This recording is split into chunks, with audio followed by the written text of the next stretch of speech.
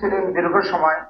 আমার সাথে দুই তিনবার ফোনে কথা হয়েছে, কিন্তু ভাইয়ের মিটিং থাকার কারণে, সংগঠনের জেলা বৈঠক ছিল, বিকল্প প্রোগ্রাম থাকার কারণে তিনি চলে গেছেন এবং আপনাদের কাছে সালাম পৌঁছে দিয়েছেন। আপনারা দোয়া করেন আমরা যেন আব্দুল হাকিম ভাইকে, তিনি যেভাবে আমাদের বুলবুল ভাই, এখানকার আমাদের সবুজ ভাই সহ দায়িত্বশীল আমাদের বরণ করলেন, তারাও যখন যাবে আমরা চাই আব্দুল হাকিম ভাই সহ আমরা শুধুমাত্র আমাদের সাংগঠনিক ভাইদের না, বরং আব্দুল হাকিম ভাইকে আমরা এমপি হিসাবে বগুড়া আমরা বরণ করবো ইনশাল্লাহ।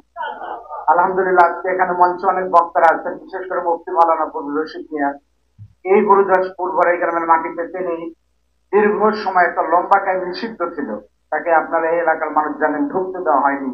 আলহামদুলিল্লাহ, আজকে সেই চলন বিলের মাটিতে তিনি সহ বাংলাদেশ জামাত ইসলামের সকল মুরব্বীরা এখানে পরিচয় করে, যদি আমি একসাথে দিয়ে আপনাদের এখানে এক বাম হাতে মাওলানা গোলাম আজম সাহেব, আপনারা জানেন বাংলাদেশের খ্যাতিমান একজন বক্তা।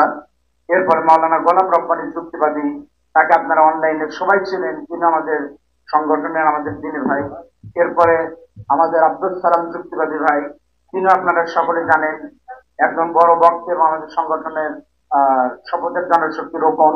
এরপর আমাদের আরেক মুরব্বী মাওলানা রুহুল আমিন যুক্তিবাদী ছিলেন, তিনি সাংগঠনিক দায়িত্বশীল এবং সংগঠনের রোপণ। এরপরে যার পরিচয় দেয়া অন্তত এই অঞ্চলে প্রেমানান, বিশেষ করে তার সারা জীবনের বিশেষ সব জায়গায় যে আলোচনাটা সারা পৃথিবীতে বাংলা ভাষাভাষী মানুষের কাছে পরিচিত, সেই অর্থটা আসলে এই চাঁদপুর অঞ্চলেরই, আপনারা তার সেই সময়ের সাথী মুফতি মাওলানা ফজলুর রশিদ মিয়া।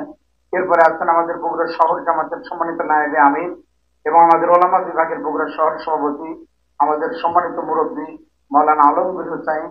এরপরে রয়েছেন আমাদের আরেকজন মুরব্বী, বগুড়া শহর জামাতের সম্মানিত নায়েবে আমির, বগুড়া আমাদের তালিমুল কোরআন ফাউন্ডেশন বগুড়ার যিনি দায়িত্বপ্রাপ্ত আমাদের সংগঠনের, এবং মসজিদুল মুফাসসিরিনের যিনি রাহবার হিসেবে দায়িত্ব পালন করছেন মাওলানা আলহাজ আব্দুল হালিম বেগ ওস্তাদজি। এরপর